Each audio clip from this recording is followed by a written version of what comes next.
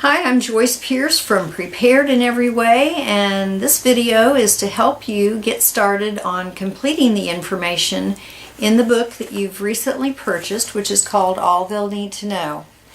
The book is sold as a download, so hopefully you have it in your hands already. You've printed it out and you're ready to go. But you're thinking, what do I do now?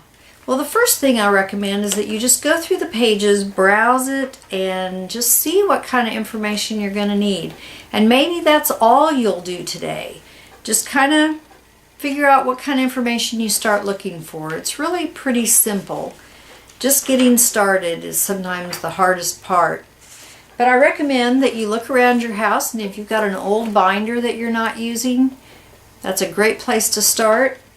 I like to have page protectors or these page folders where you can just slip the documents in, because as we go along and look at the information that we're going to need to gather, I want you to slip your documents right in here so that you don't have to give anyone instructions on where to find the documents. So starting out in the book, if you look at the first page is called Vital Statistics, and in here all it's asking for is your name, address, city, state, zip, date of birth, and the place. Most people know where they were born and when they were born. This is a good place to put your birth certificate. I know I have my birth certificate and my husband's, and so I've got it in the page protectors here, and after I've punched holes in this paper and put it in the book, I'm going to slip this page right behind the Vital Statistics page. Now, if you are a naturalized U.S. citizen and you have citizenship papers, this is a good place to put those citizenship papers too. So, if there's a divorce, marriage, good idea to put documentation there, and then you can put your parents and your siblings, their full name and their birth date and death date if necessary. So there you go, that's Vital Statistics. That isn't that hard, is it? The next page is your professional record, and here this is just recording where you work and what you do for a living, and recording your education, where you graduated from high school, and if you have any higher education, if you have a college degree, write down where you obtained that degree and the dates that you attended. Also, if you've held any public or civic offices, this is a good place to list it, and to list your church membership. So it's only about a half a page of information, but it sure will be helpful to your family if they need it. Now remember that even though you may not have completely filled out the book, anything that you write down in this work in progress is more than they knew before, so it's so helpful to just get started. Now here's also a place for your military service record, and if you have served in the military, I want to give you my personal thanks for the sacrifice that you and your family made. But this is a good place to write down the information that will help you when you need to qualify for benefits. So fill this information out and have a copy of any documentation that you have. It'll also be helpful to you if you go to purchase a house and try to get a loan. We also have your professional, your wills and special distributions. If you don't have a will, I recommend that you have a will for the state in which you reside. If I live in Texas, the will that I had drawn up in Missouri doesn't do me much good here. So if you've recently moved, make sure you have a will for that state. List your legal name, pull a copy of that will out and slip it in the page protector, and then list the name of the executor, the attorney, the trustee, and if someone has power of attorney, list that document and put a copy of that document in here too. This is also a good place to list some of those special items that you specifically want to go to a certain person. That will help avoid fights within the family after you're gone. And it's also a good idea to sign this page and get a witness. You don't need to have it notarized. It's not a legal document, but at least someone who can back up that, yes, this is what you wanted, this is your signature, and I'm verifying that. We have a page for who to notify, and today in the with the social media, I have told my kids that if anything happens to me, then just go on Facebook or get to my email account and just send out an email and let everyone know. That's a much easier way to let a lot of people know. But if you still keep things in an address book, it's a good idea to either let them know where the location of this book is and at least write down the main people who would need to be notified right away, which would possibly be siblings or a minister or your attorney.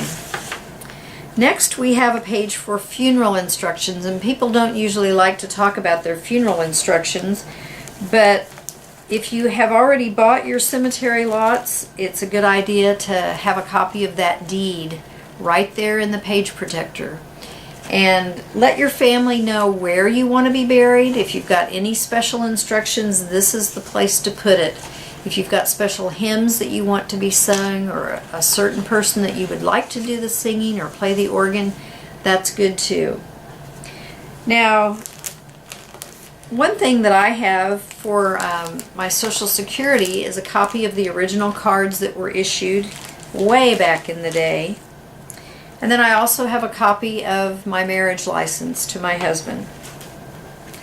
Got a couple of savings bonds that I've kept in this page protector.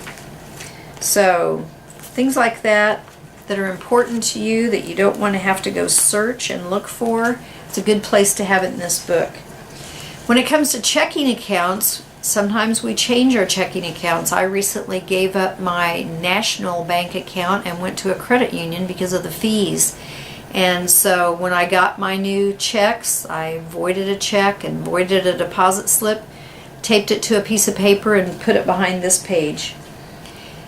It's also important that if you have a safety deposit box, that you at least keep a copy of this information at home.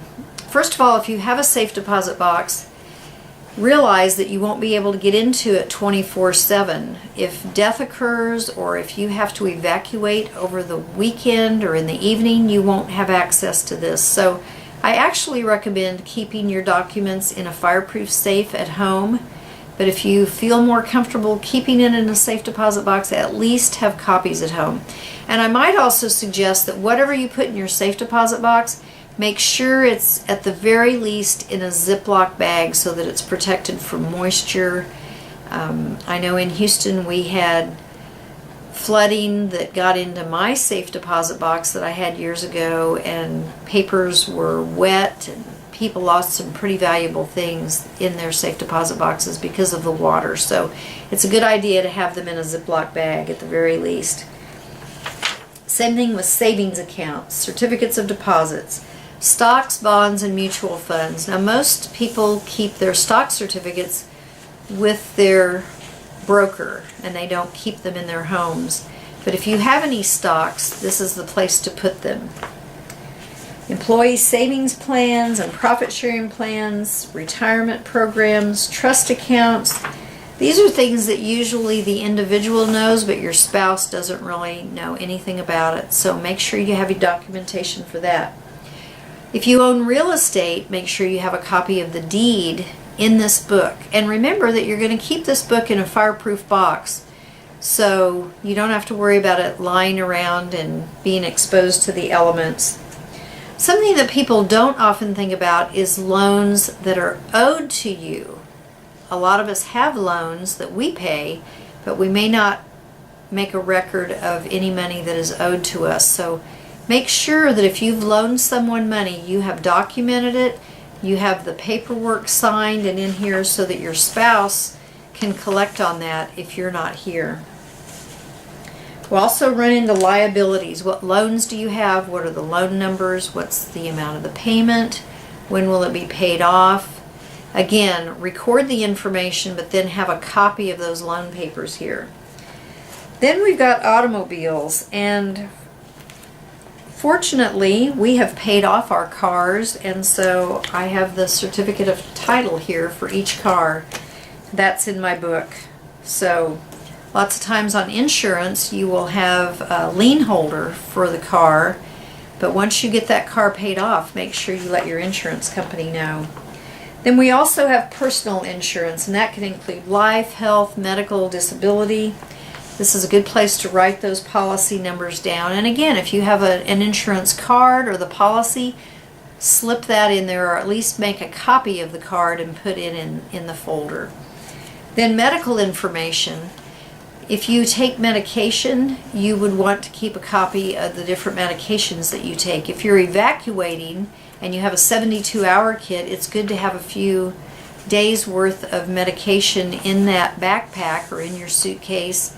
But it's also good to have a printed list of the medication that you're taking. So whatever you get from the pharmacy, the next time you refill those prescriptions, just take that and slip it in the back there. Then we've got credit card information.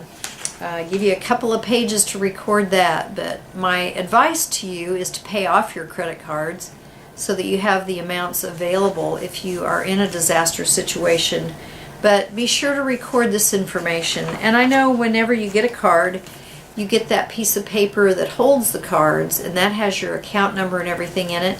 Take a minute to write down the username and password if you do your banking online so that you'll know.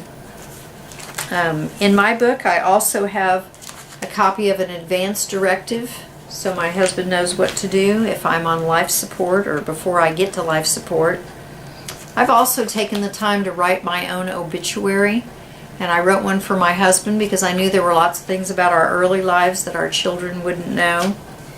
I have a copy of my life insurance policy here. It's so much better to have it right here in the book than have your family have to go look for it. Here I have a copy of just a small policy that I got for free through a bank. But don't forget those. Lots of times if you have a bank account, you're entitled to a free policy. Of course, they want you to upgrade and buy the bigger one, but if not, at least keep a copy of your free information in your book. I retired from a company, so I have my retirement paperwork in here with the annuity certificate. I've also got my transcript from college. I don't know who's going to need that, but you never know. So, just any important documents that are applied to your family, it's so important for you to have it gathered together. I know some of you who are watching this will feel like going into panic mode because you don't have these documents filed in a file cabinet, but don't worry about it. Just go through the paper, go through the book, see what you're looking for, keep it in the back of your mind, and as you're going through things and you realize this is something that you need to have to substantiate this information, then pull it out. I wish you success in your journey. You are going to feel so good once you get all of this recorded and documented, and I just want to wish you the best in that journey and wish you and your family success in all that you do. This is Joyce Pierce again for Prepared in Every Way. Visit my website for more information, and if you're not subscribing to the Prepared in Every Way newsletter, please do so by going to the website, and we will send you information as we decide that it's important and available to you. So, have a great day.